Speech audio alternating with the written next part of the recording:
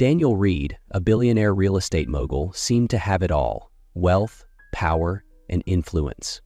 But behind the facade of success was a man haunted by a childhood full of turmoil and painful Christmas memories he could never escape. For Daniel, Christmas was not a season of joy, but a reminder of a fractured childhood and a family torn apart.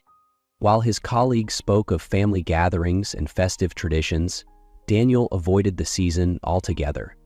He buried himself in work or threw extravagant parties, but no amount of luxury could fill the emptiness he felt. Over the years, he distanced himself from meaningful relationships, convinced it was safer to stay detached than to risk emotional pain. This Christmas, Daniel planned another solitary night of distraction, unaware that an unexpected encounter would force him to confront his past, heal old wounds, and rediscover what the holiday spirit truly meant. For Daniel, Christmas was a season he'd rather forget. Growing up in a wealthy but turbulent family, his parents were more focused on flaunting their success than fostering genuine warmth. Lavish dinners and extravagant gifts couldn't mask the constant tension that simmered beneath the surface. Arguments over trivial matters, like the wrong wine being served or decorations not being perfect, turned every holiday into a battleground. One Christmas stood out more than the rest. Daniel was 10 years old, and for once his parents seemed at peace. They laughed, exchanged kind words, and created what felt like a miracle, a holiday filled with hope and harmony. For the first time, Daniel dared to believe that his family could truly change. Daniel dared to believe that this might be the start of something better for their family. But that night, under the glow of the enormous Christmas tree, his parents gathered him and his sister to announce their decision to divorce. The warmth and laughter from earlier in the day had been a facade, masking the inevitability of their separation. Daniel spent the rest of the evening staring at the twinkling lights, feeling the weight of betrayal and confusion. His parents' divorce was finalized shortly after, and they never reconciled. From then on, Christmas was no longer a season of joy for Daniel, but a painful reminder of what he had lost. These memories shaped Daniel's adult life. He avoided family gatherings, convinced that closeness only led to heartbreak. Instead, he buried himself in his career and superficial social circles, finding it easier to stay distant than risk being hurt again. In his penthouse office overlooking the city skyline, Daniel Reed sat surrounded by the trappings of success: contracts worth millions, designer furnishings, and awards that lined the walls. Yet, as Christmas approached, the emptiness within him seemed to grow louder. His company's headquarters buzzed with holiday cheer. Employees exchanged plans for family dinners, winter vacations, and festive gatherings. The office was decked out with twinkling lights and a towering Christmas tree in the lobby, but Daniel felt like an outsider, detached from the joy around him. That afternoon, he met Marcus, his closest friend and occasional business partner, for lunch. Daniel had planned to invite Marcus to an exclusive bar on Christmas Eve, promising the finest drinks and vibrant company. "Sorry, Daniel," Marcus said with a sheepish smile. "I can't make it. I promised Claire and her family I'd spend Christmas with them." Daniel raised an eyebrow, surprised. "You? Mr. Eternal Bachelor? Since when did family dinners beat out champagne and rooftop views?" Marcus chuckled, shrugging. "People change, Daniel. You should try it sometime." As Marcus left, Daniel felt a pang of something unfamiliar: envy. Everyone around him seemed to be moving forward, building lives filled with meaning and connection. Meanwhile, he remained stuck, living a life of luxury but devoid of depth. That evening, Daniel returned to his office, scrolling through messages to find someone else to join him for the holiday. Each response was the same: commitments to family, partners, or trips. The realization hit him like a weight. He was truly alone. His phone buzzed, breaking his thoughts. It was his mother. Reluctantly, he answered. "Daniel, darling," her voice was warm but hesitant, "I just wanted to remind you that you're always welcome at our Christmas dinner. It's been years. We miss you." Daniel's chest tightened. "I'm sorry, Mom. I already have plans." There was a pause on the line, followed by her soft reply, "Well, the invitation is always open. I hope you find some joy this Christmas." As the call ended, Daniel sat in the quiet of his office, staring out at the sparkling city lights. For all his wealth and success, he couldn't shake the gnawing emptiness that no amount of money could fill. Daniel decided to stay late at the office that evening, avoiding the silent halls of his penthouse. The glow of the city lights outside his window was his only company, until a soft knock at the door startled him. It was Sophie Clark, the head of his project management team. She was dressed simply in a navy sweater and slacks, holding a stack of files. Sophie rarely stood out in the fast-pacing, competitive atmosphere of Daniel's company. She was efficient, professional, and reserved, qualities Daniel respected but had never given much thought to. "Mr. Reed," Sophie said, her voice calm, "I didn't expect anyone else to still be here." Daniel gestured toward his desk with a half smile. "Just tying up loose ends. What about you?" She hesitated for a moment, then replied, "I like finishing up before the holidays, fewer distractions." As Sophie handed him the files, she noticed the untouched glass of whiskey on his desk and the emptiness in his gaze.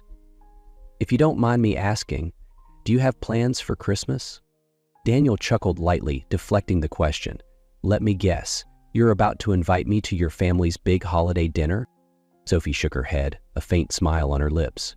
"No, actually, I don't have any family to spend it with. I usually prepare something simple at home." Her candidness caught Daniel off guard. He leaned back in his chair, studying her. "No family at all?" Sophie's expression softened, and she took a seat across from him.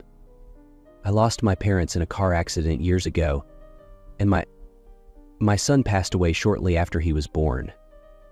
It's just me now." Daniel was stunned. Her words hit him harder than he expected, peeling back the layers of his own guarded heart. For the first time, he saw a reflection of his own loneliness and pain in someone else. I'm sorry, Sophie. I didn't know." Sophie gave a small, understanding nod. "It's okay.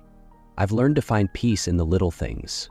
Quiet evenings, a good book, or sharing a meal with someone." She paused, then added hesitantly, "If you're not busy, you're welcome to join me for dinner tomorrow. Nothing fancy, just good food and some company." Daniel opened his mouth to decline, but something about Sophie's calm sincerity made him reconsider.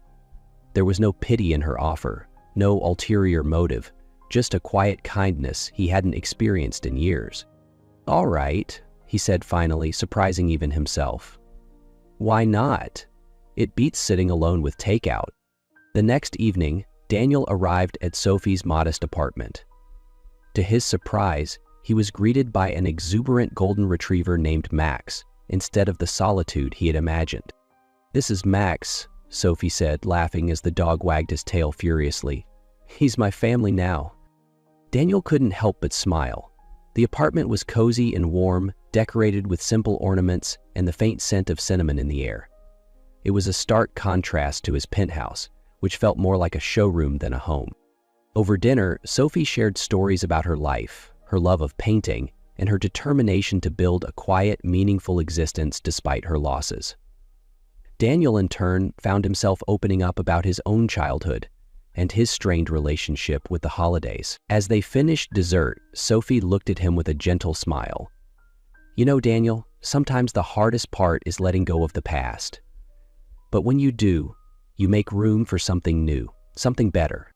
Her words stayed with him long after he left her apartment that night. For the first time in years, Daniel felt a spark of something he hadn't dared to hope for: peace. The morning after his dinner with Sophie, Daniel sat in his penthouse, her words echoing in his mind. Letting go of the past makes room for something better. He stared at his phone, scrolling through old messages from his mother and father. They had separated years ago, and Daniel had used their divorce as an excuse to stay away from both of them during the holidays. With a deep breath, he decided it was time to change. He called his mother first, letting her know he wanted to stop by. Her voice was filled with joy, and, though nervous, Daniel felt a spark of hope. Arriving at her small, cozy house, Daniel hesitated on the doorstep. The door swung open, and his mother's face lit up with surprise and emotion. "Daniel," she whispered, pulling him into a warm embrace. "I didn't think I'd see you for Christmas." He kissed her back, grateful to find someone to listen to him. They spent the afternoon together, catching up over coffee and homemade cookies. His mother's house was simple but filled with warmth, a stark contrast to the cold luxury of his penthouse. Later that evening, Daniel drove to his father's place, unsure of how he'd be received. When his father opened the door, his face softened into a rare smile. "It's been a long time, son," he said, stepping aside to let Daniel in. As the evening unfolded, Daniel realized how much he had missed. The divide between his parents had always felt like an insurmountable barrier, but spending time with each of them reminded him of their love and their desire to reconnect with him. For the first time in years, he allowed himself to embrace those relationships again. After spending time with both his mother and father separately, Daniel couldn't ignore a lingering thought. They had once been a family, and while their separation was long behind them, the love they once shared was not entirely gone. Sophie's words about letting go of the past gave him courage, and he decided to try something he'd never dared to before: bring them together. A week after Christmas, Daniel reached out to both his parents. It wasn't easy. Years of distance and silence had created barriers neither seemed willing to cross. But Daniel was persistent. He spoke to them honestly about his own struggles, sharing how their divorce had affected him and how he had carried those scars for so long. "I can't change the past," he said, his voice steady but vulnerable. "But I want to move forward, and I think we can do it together. You might not be married anymore, but you're still my family. I want us to try, even if it's just for one dinner." His sincerity touched them both. Hesitantly, they agreed to meet. Daniel hosted the dinner at his penthouse, transforming the usually cold, luxurious space into a warm, welcoming environment. Sophie helped him prepare, her encouragement bolstering his confidence.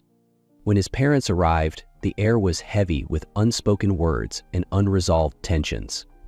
Polite exchanges felt forced, and Daniel feared that his plan might fail before it even began. But as the evening unfolded, something unexpected happened. Sharing memories of Daniel's childhood, his first business ideas as a teen, his ambitious dreams, they began to laugh. The shared pride and affection they still held for their son created a bridge between them. By the end of the night, Daniel watched as his parents exchanged genuine smiles. While their relationship would never be what it once was, they found a newfound respect and warmth for one another. For Daniel, this moment was transformative. He realized that healing didn't mean erasing the past, but learning to find strength in it. The love that brought his family together, even in a new form, was enough to finally free him from the shadows of his childhood. A few weeks after the dinner that brought his parents together, Daniel found himself thinking constantly about Sophie. She had been the one to encourage him, to show him that confronting his past could lead to something beautiful.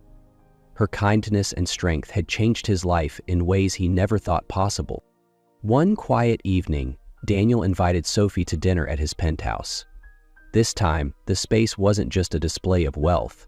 It felt alive, with soft lighting, a cozy table setting, and the faint scent of cinnamon in the air. As Sophie arrived, she smiled at the transformation. "You've made this place feel like a home," she said, her voice warm. Throughout dinner, they talked and laughed as they always did, but Daniel's heart raced with anticipation. When dessert was finished, he took a deep breath and reached across the table to hold her hand.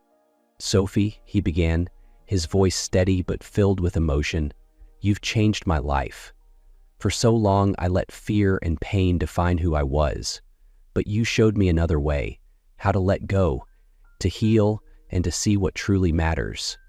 I don't think I could have done it without you." Sophie's eyes softened, but she remained silent, letting him continue.